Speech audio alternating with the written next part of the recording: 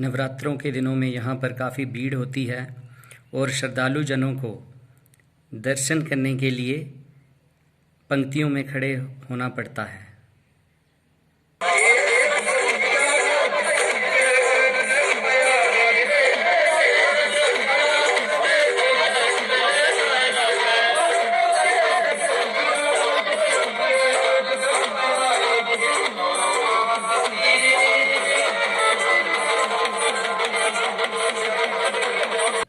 मंदिर में लंगर की व्यवस्था होती है।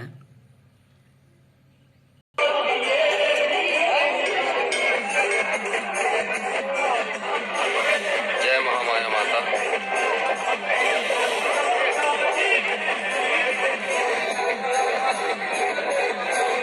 महामाया माता मंदिर पट्टल पे बारी संगत पहले नवरात्रे में भंडारा खाती हुई और जगराता संकीर्तन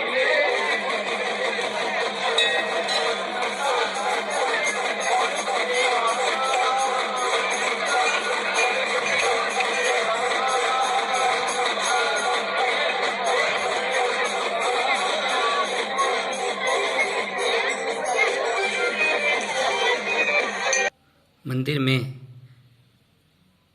महामाया माता वर्किंग कमेटी द्वारा जगराते का आयोजन भी होता है और भक्तजन उसकी मस्ती में डूबकर आनंदमयी हो जाते हैं।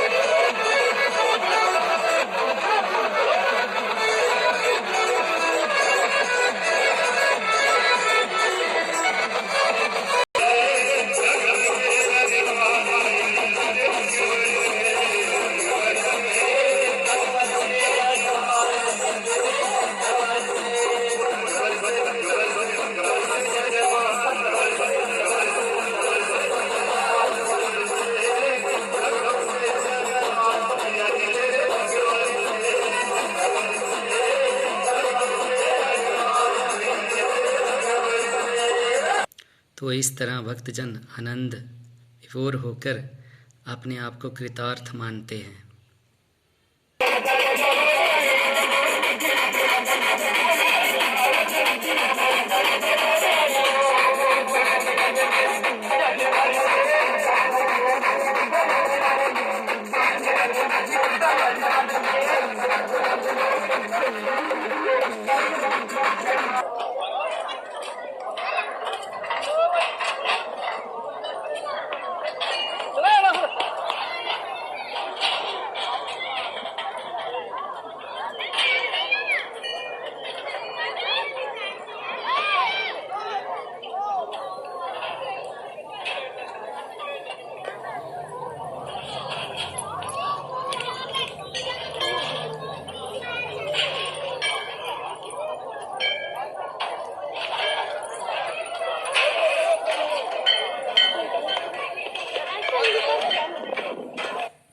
आइए अब मैं आपको इस मंदिर के इतिहास के बारे में अवगत करवाता हूँ,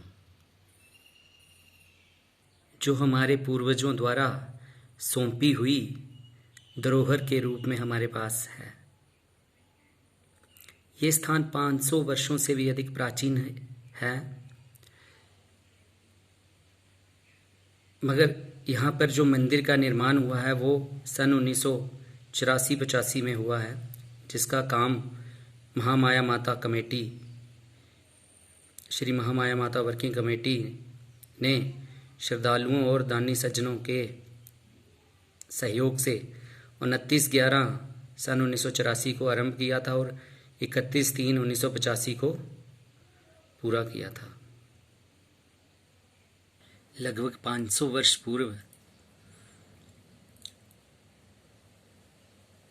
कल्याणपुर जम्मू से गोस्वामी वंश के भारतीय कुल के एक योगी महामाई की इच्छा से भ्रमण करते हुए जब इस पहाड़ी के निकट पहुंचे तो उनको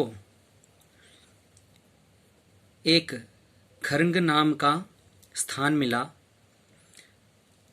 जहाँ पर आज गोस्वामी वंशज रहते हैं और उन्हीं गोस्वामी बाबा की वहाँ पर आज जीवित समाधि भी है।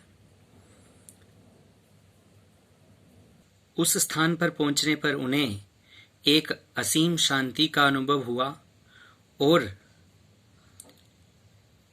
महामाई के साक्षात इस पर्वत पर विद्यमान होने का आभास हुआ। तो उन्होंने एक बड़े चट्टान के नीचे अपनी कुटिया बना ली और वहां पर धूनी रमा ली, जहां पर आज उसके स्थान पर उनकी जीवित समाधि स्थल है, जो आज भी खरंग स्थान पर उसी प्रकार से सुरक्षित है। वहाँ पर एक बहुत ही विशाल सिंबल का वृक्ष उसी समय से है, जिस पर गोस्वामी बाबा जी को एक लोहे के संगल के खनकने की आवाज नित्य सुनाई देती थी। वो वृक्ष आज भी वहां पर है। उस संगल की आवाज से गोस्वामी बाबा जी को महामाई के इस स्थान पर होने का आभास होता था। आज भी उस सिंबल के पेड़ के नीचे गोस्वामी वंशज का कुल देवता के रूप में खरंग देवता, जिसका नाम है, वहाँ पर स्थित है और गोस्वामी वंशज वहाँ पर उसको कुल देवता के रूप में आज भी पूजते हैं। वहाँ पर सुंदर कल कल करता हुआ शीतल जल का झरना आज भी मौजूद है, जिसके पानी को पीने से शरीर की थकान की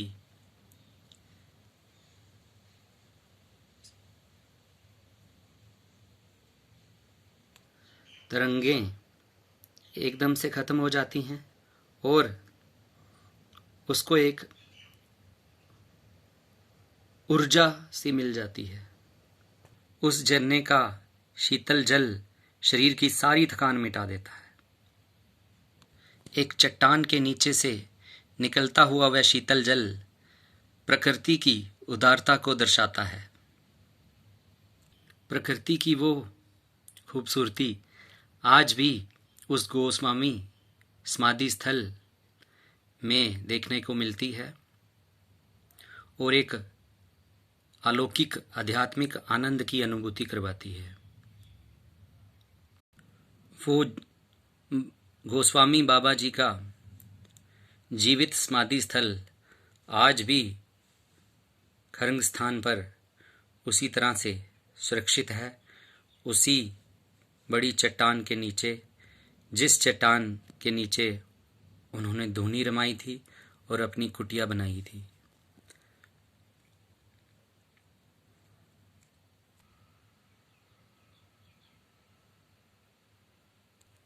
उस सिंबल के वृक्ष के नीचे जहां पर आज भी गोस्वामी वंशज का कुलदेव विद्यमान है खरंग देवता के रूप में, उस विशाल वृक्ष के ऊपर एक लोहे की संगल की खनकने की बजने की आवाज नित्य गोस्वामी बाबा जी को सुनाई देती थी, जो कि उस स्थान, उस पर्वत के आसपास उस महामाई का वास होने का अनुभूति करवाती थी। अगर इस वृक्ष की चौड़ाई हम देखें तो इसमें 7-8 मीटर से का गोला आकार यहाँ पर होगा। कल कल बहता हुआ शीतल जल पहाड़ों और चट्टानों के बीच में से एक अलौकिक आनंद की अनुभूति करवाता है।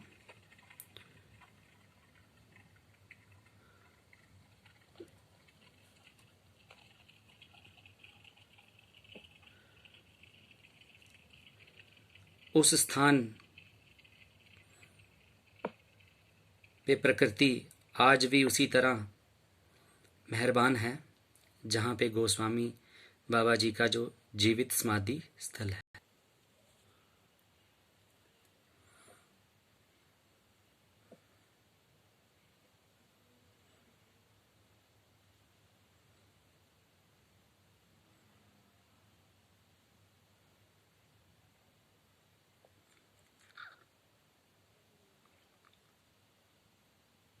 उन्हीं गोस्वामी बाबा जी को महामाई जिनको अपने होने का आभास करवाती रहती थी, मैया नित्य उनके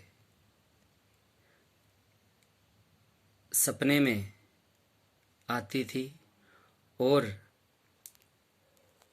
उनको अपने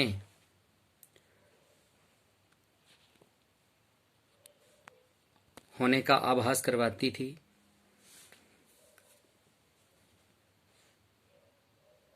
एक दिन वो गोस्वामी बाबा इसी स्थान पर ध्यान मग्न थे तो उनको महामाई ने अनुभूति करवाई और एक स्थान पर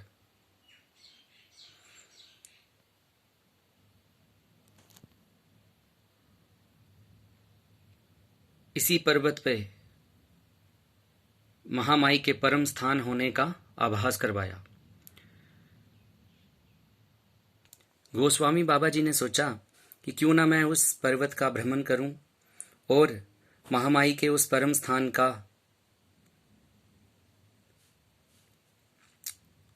की खोज करूं, तो वो भ्रमण करते करते उसी पर्वत के ऊपर चढ़ने लगे।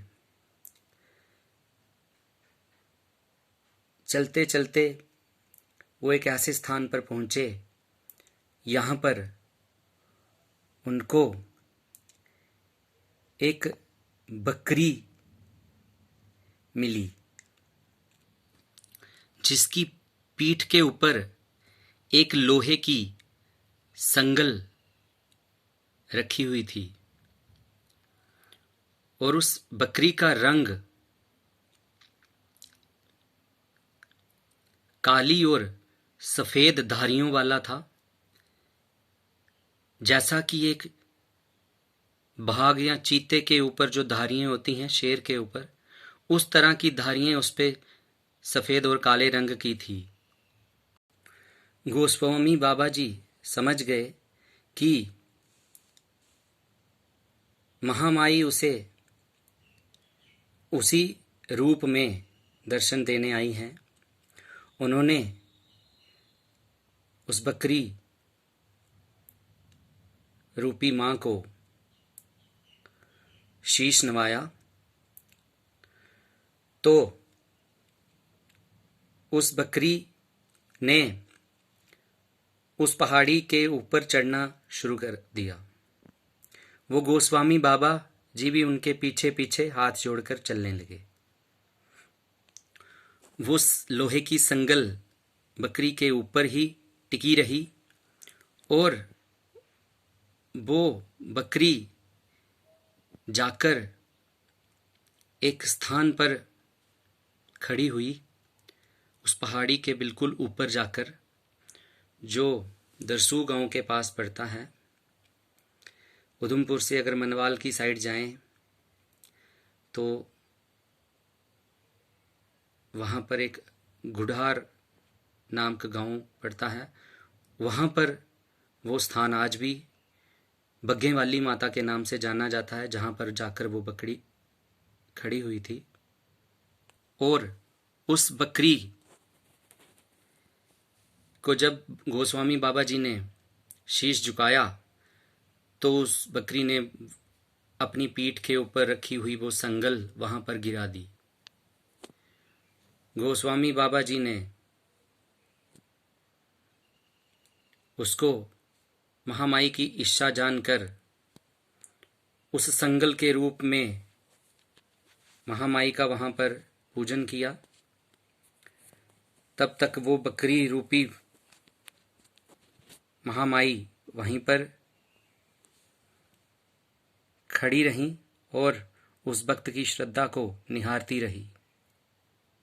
जिस स्थान पर बकरी ने वो संगल गिराई थी और जहाँ पर गोस्वामी बाबा जी ने वहाँ पर उस संगल की पूजा की थी, आज उस स्थान पर बग्घे वाली माता के नाम से एक बहुत भव्य मंदिर है, और आज भी उसी संगल की वहाँ पर पूजा होती है और उसी संगल के वहाँ पर दर्शन होते हैं। अपने भक्त की श्रद्धा को निहारते हुए वो बकरी रूपी महामाई तब तक वहाँ पर खड़ी रही जब तक भक्त ने आखिरी बार उसको शीश नवाया। तब वो बकरी पहाड़ी के ऊपर ऊपर से इस दिशा में चलना शुरू कर गई, जिस स्थान पर आज देवी महामाया माता का मंदिर है।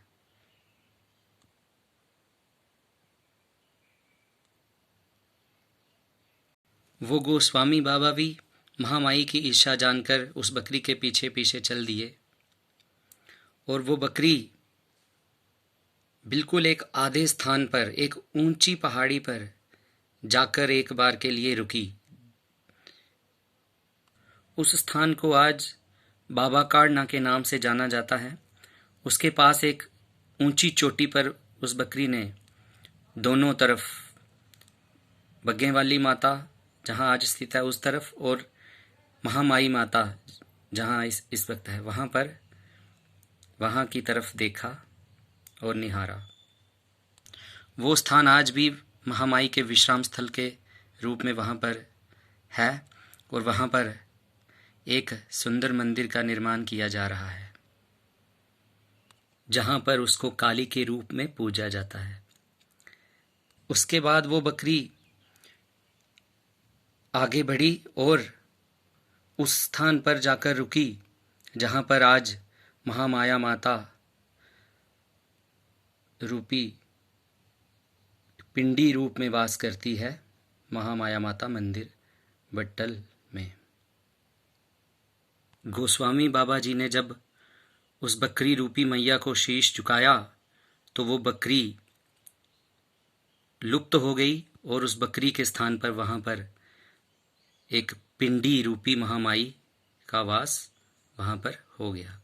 वही महामाई आज इस पिंडी के रूप में विद्यमान है, जो अपने भक्तों की हर मनोकामना वहाँ पर पूर्ण करती है।